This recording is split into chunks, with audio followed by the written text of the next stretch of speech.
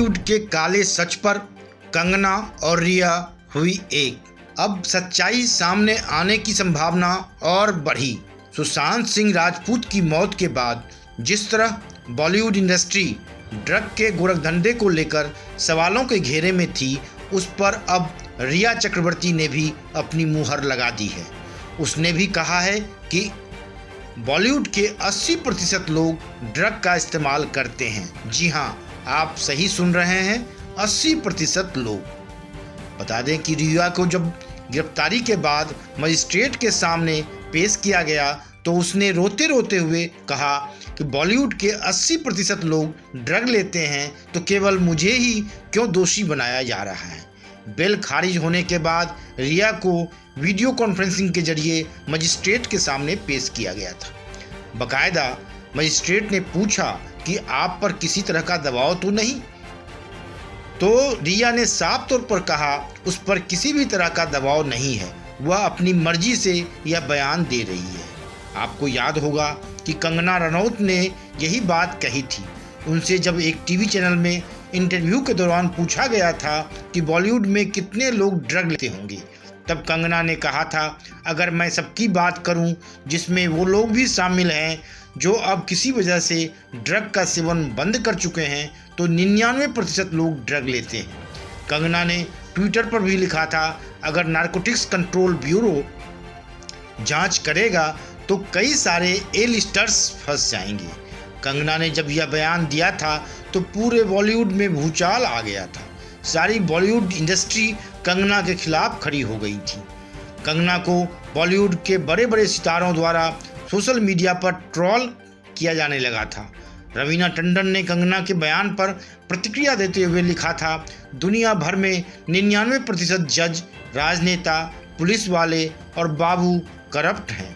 लोग समझदार हैं, उन्हें अच्छे और बुरे लोगों में फ़र्क समझ में आता है। कुछ बुरे सेब पूरी बास्केट खराब नहीं कर सकते। ऐसे ही इंडस्ट्री में भी अच्छे बुरे लोग हैं। क्राइम पेट्रोल को होस्ट करने वाले अनूप सोनी ने बिना किसी का नाम लिए कहा, ऐसे लोगों को इंडस्ट्री छोड़ने की सलाह दी। कोई भी जिसे लगता है कि 99% फिल्म इंडस्ट्री के लोग ड्रग्स लेते हैं, तो उन्हें ऐसी गंदी और सड़ी हुई इंडस्ट्री में नहीं रहना चाहिए और किसी साफ और गंगा से भी पवित्र इंडस्ट्री में जाना चाहिए, शायद राजनीतिक इंडस्ट्री में। लेकिन कंगना के खिलाफ ऐसी प्रतिक्रियाएं करने वाले अब क्या जवाब देंगे। रिया ने तो सारा सच उगल दिया है। अगर कंगना का विरोध किया गया तो उसका मतलब केवल रिया को बचाना नहीं था, बल्कि रिया के माध्यम से पूरी बॉलीवुड की काली सच्चाई को दबाने का कुत्सित प्रयास भी था, जो अब धराशायी हो गया है। अब उन्हें भी एनसीबी की गिरफ्त में आना ही पड़ेगा। जहां तक रिया चक्रवर्ती का सवाल है, उसे एनसीबी के सामने यह सारा सच उगलने में 20 घंटे लग गए। 3 दिन लगातार पूछताछ की गई। पहले एनसीबी के सामने रिया वही नाटक करती रही जो उसने ईडी और सीबीआई के सामने किया, यानी हर चीज़ का दोष सुशांत के मत्थे मरने की कोशिश। लेकिन वह एनसीबी के सामने भी यह सिद्ध करने में सफल नहीं हो पाई। आखिरकार उसने मान लिया कि वह ड्रग कार्टेल में शामिल थी। रिया पर एनडीपीएस की जो धाराएं लगाई गई हैं, उनमें धारा 20, 22, 27, 27A और 29 शामिल हैं।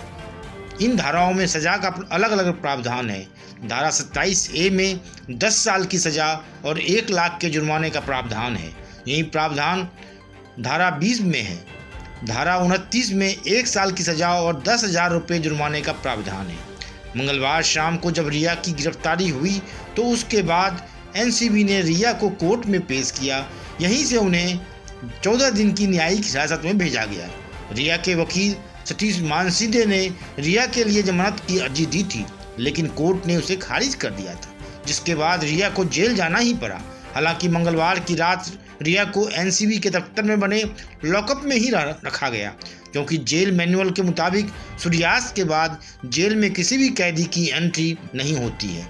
एनसीबी के लॉकअप में रिया ने पहली रात जाग कर गुजारी।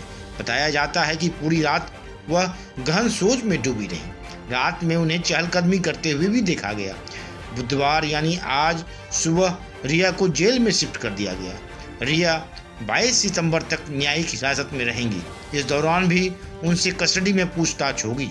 एनडीपीएस की जो धाराएं रिया पर लगाई गई हैं उनमें उन्हें जमानत मिल सकती है। इसीलिए आज रिया के वकील सतीश मानसिंदे सेशन कोर्ट में अपील कर सकते हैं।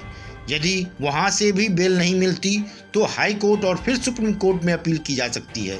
मंगलवार को भी रिया को जमानत मिल सकती थी, लेकिन इसमें सबसे बड़ा पेच धारा 27A में आकर फंसा। इस धारा में 10 साल कैद की सजा है। 27A में अवैध ड्रग ट्रैफिकिंग में पैसे के लेन देन का मामला आता है। इसमें अपराधियों को दंडित करने के लिए 10 साल तक सजा का प्रावधान है।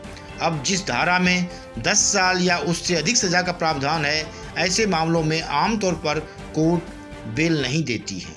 उधर एनसीबी ने अपनी रिमांड कॉपी तैयार कर ली है, जिसमें रिया को ड्रग्स सिंडिकेट का एक्टिव सदस्य बताया गया है।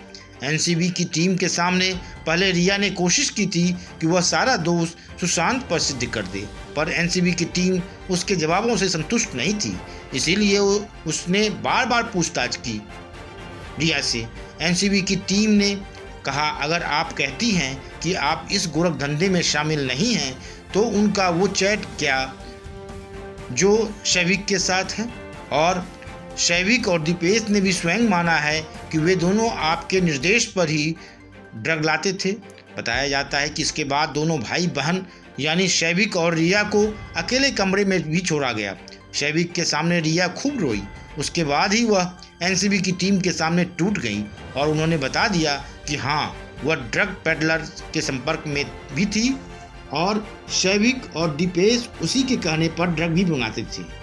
रिया के जेल जाने से पहले ही यह स्वीकार करने के बाद कि बॉलीवुड के 80% लोग ड्रग लेते हैं, इससे साफ हो गया है कि पूरा बॉलीवुड ही ड्रग के मकर जाल में फंसा हुआ है। रिया के बताने पर एनसीबी ने 25 बड़े बड़े नाम की लिस्ट भी तैयार की है।